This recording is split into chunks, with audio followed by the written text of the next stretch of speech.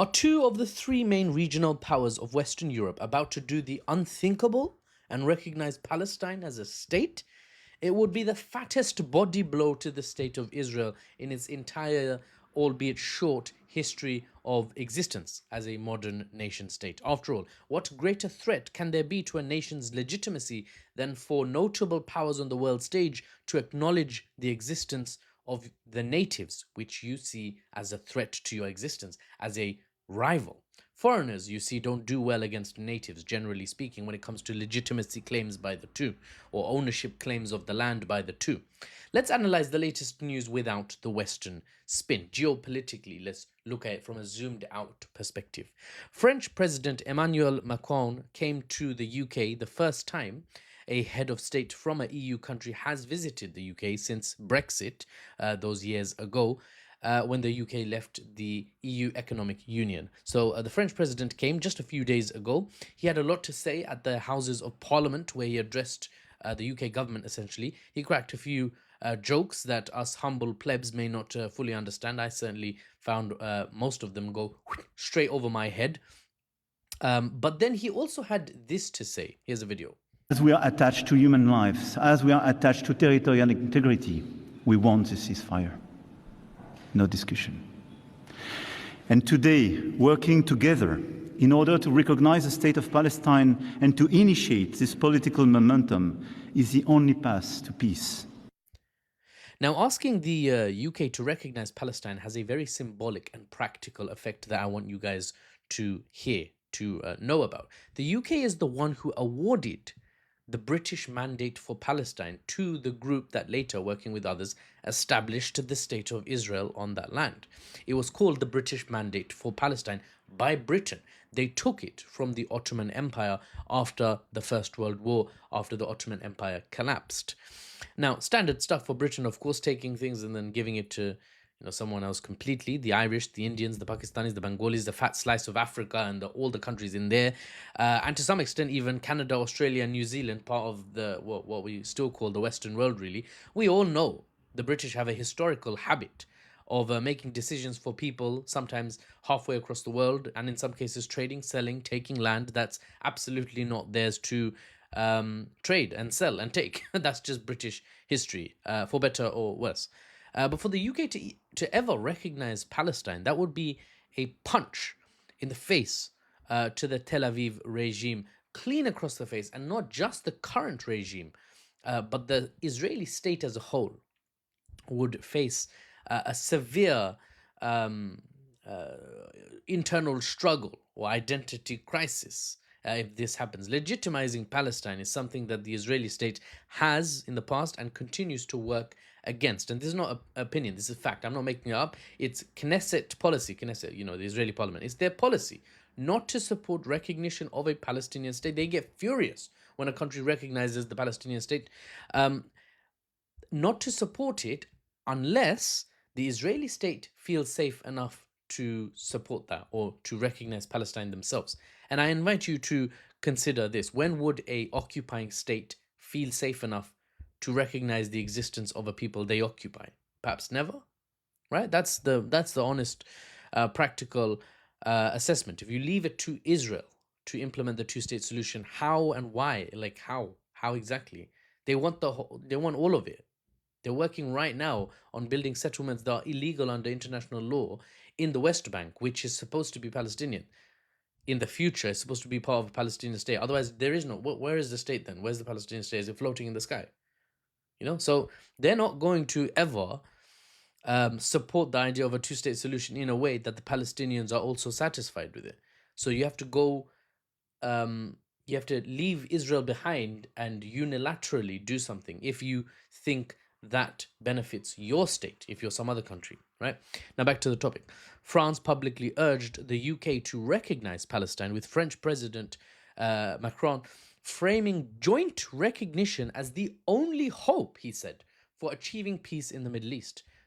That's crazy. That's like saying, I'm really on board already. I just want the UK to be on board with me. We're going to together recognize Palestine and hope that that's going to push the Middle East towards peace. Very interesting.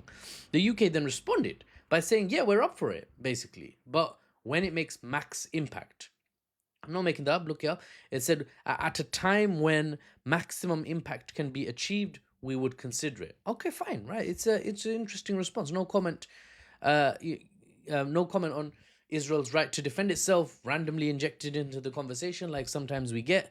Do Palestinians have a right to live? I think Israel has a right to defend itself. Excuse me, that's not what I asked. Yeah, that's I've heard variations of that for the last 2 years. So this is refreshing in not mentioning the other side, basically, because it's not relevant. As I just said, you can't rely on Israel to tell you when to recognize Palestine as a state, because then the answer is never. Right? Okay. So you have my tepid approval, somewhat, the British response. But with these talks now being floated publicly, there's a strong likelihood we see some of these countries, the UK, France, flip to Palestinian recognition at some point in the near future, leaving the United States as the main bastion of opposition. The UK and France recognizing, after all, Palestine would signal the first of the G7 countries, the most advanced Western economies, to do so. And that could very well follow with recognition from other states, because you see, a lot of states withhold recognition. This is part of understanding how geopolitics works. A lot of states withhold recognition as they fear it would have a negative impact on their country from some other direction. They would catch some strays. But hey, if the UK and France are doing it, I can do it, because it aligns now with the normal global position on this, um, as it were, to recognize Palestine as a state. So I have to be the normal. All the small fry countries, all the less powerful militarily, economically countries, they are all often they just follow the lead of whatever bloc they're in or whatever bloc they're aligned to. And the Western bloc is obviously a very significant one, as it's led by the US, the former world hegemon.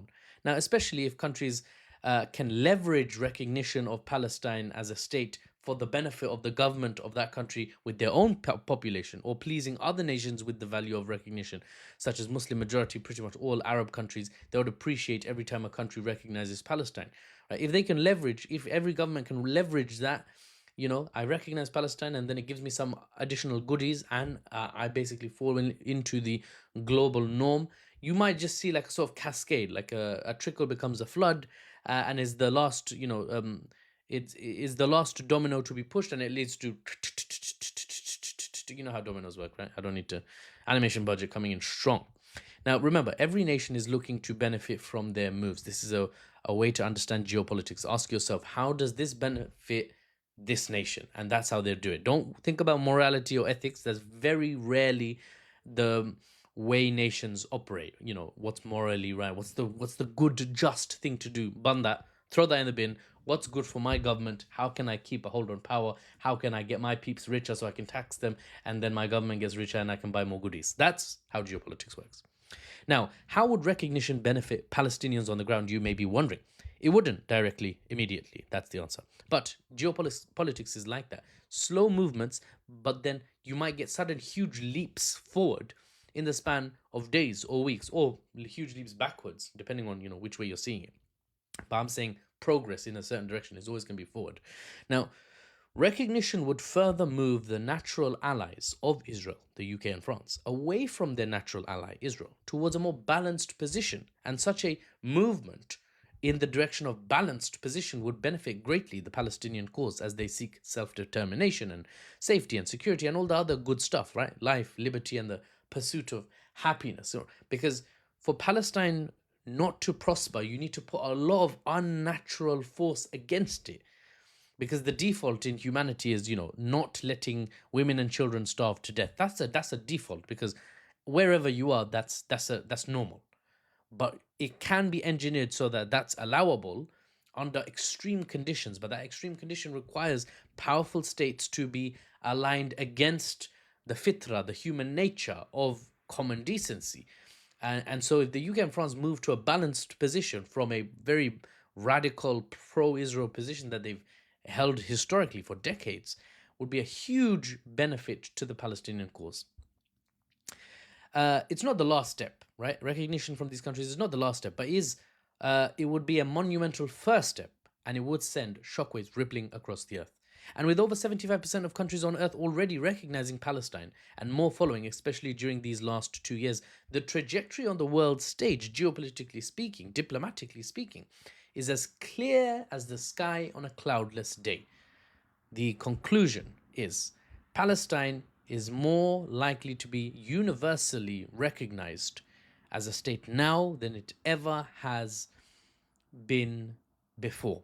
It's in a very good position on a very good trajectory. I'm Mahfouz. You know the drill. See you on